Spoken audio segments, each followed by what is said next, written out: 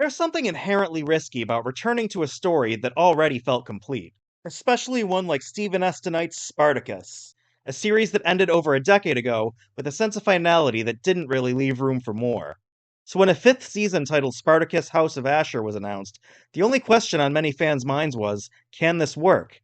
House of Ashur does something unusual in how it continues the series narrative.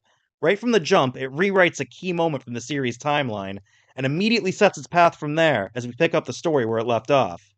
This path centers on Ashur, a character who originally met his deserved end at the hands of those he betrayed, and a character who was never meant to be the hero.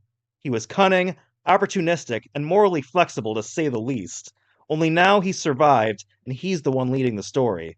That's what makes this series interesting right away, because Spartacus was always about transformation, about a man becoming something greater than himself. But Ashur has never been built like that.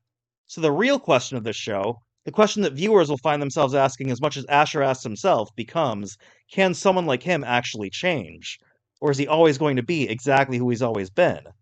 Nick E. Terabase slips back into this role effortlessly. There's always a sense that Ashur is thinking two steps ahead, measuring every situation in terms of advantage.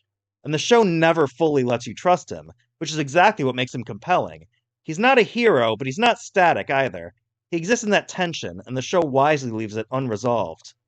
But leading the story in equal measure alongside him is Achillia, the gladiatrix played by Tanika Davis, and her story feels much more familiar in a good way.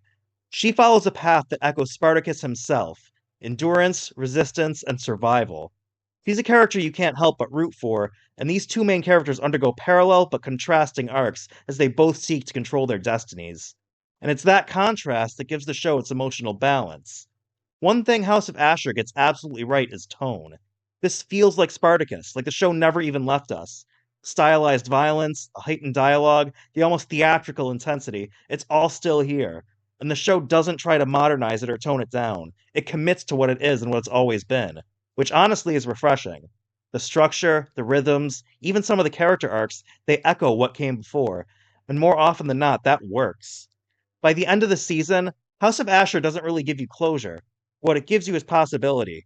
This isn't a story anchored by a single clear hero anymore. It's a story built on uncertainty, on characters whose paths aren't fully defined.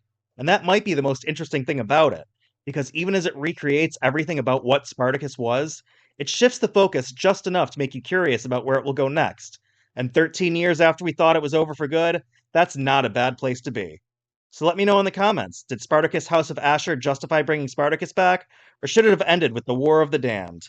If you enjoyed this review, subscribe to Fandom Frontline for more deep dives into film, TV, gaming, and all of the stories that drive our fandom.